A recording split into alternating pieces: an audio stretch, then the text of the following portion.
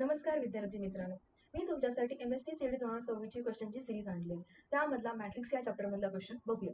The inverse of the matrix A equal to 2 - 1 4 4 - 3 1 1 2 1 is B equal to 1/37 - 5 9 11 - 3 - 2 14 11 - 5 k then the value of k is आपल्याला k ही value find करायचं आहे. आपल्याला question मध्ये विचारलंय काय बघूया. The inverse of matrix A the inverse of matrix A आपण ही गोष्ट लिहितो कशाप्रमाणे ए इनवर्स लिहितो. त्याला काय म्हणतो inverse of matrix A is B म्हणजे त्याचा अर्थ काय झाला inverse of matrix A is B म्हणजे इक्वल टू बी मिळाला आपल्याला ह्या क्वेश्चनच्या मिनिंग नुसार. आता ए इनवर्सची डेफिनेशन काय असते 1 determinant of A adjoint of A ही झाली ए इनवर्सची इक्वल टू बी.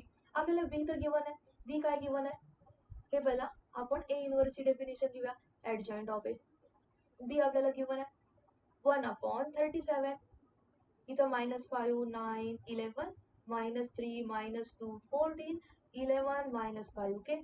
हा आपल्याला ऍडजॉइंट ऑफ ए आपल्याला हे गिवन आहे. आता बघा इथे determinant of A equal to 37 झालं. ॲज अ कम्पेअर केलं तर आपल्याला काय मिळतंय बघा डिटर्मिनंट ऑफ ए इज 37 आणि इथं काय मिळालं आपल्याला ऍडजॉइंट ऑफ ए काय मिळाला हा पूर्ण मॅट्रिक्स -5 9 11 -3 -2 14 11 -5 k हा पूर्ण मॅट्रिक्स आपल्याला काय मिळाला ऍडजॉइंट ऑफ ए.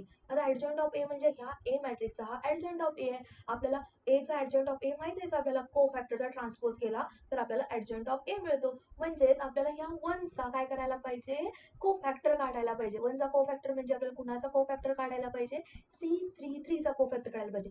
C33 चा म्हणजे बघा नाही तर के च्या ठिकाणी ऐवजी 1 आहे ते म्हणजे आपल्याला ह्या लास्टचा को फॅक्टर काढला की नाही आपल्याला के ची व्हॅल्यू मिळणार कारण तो ऍडजॉइंट ऑफ ए आहे.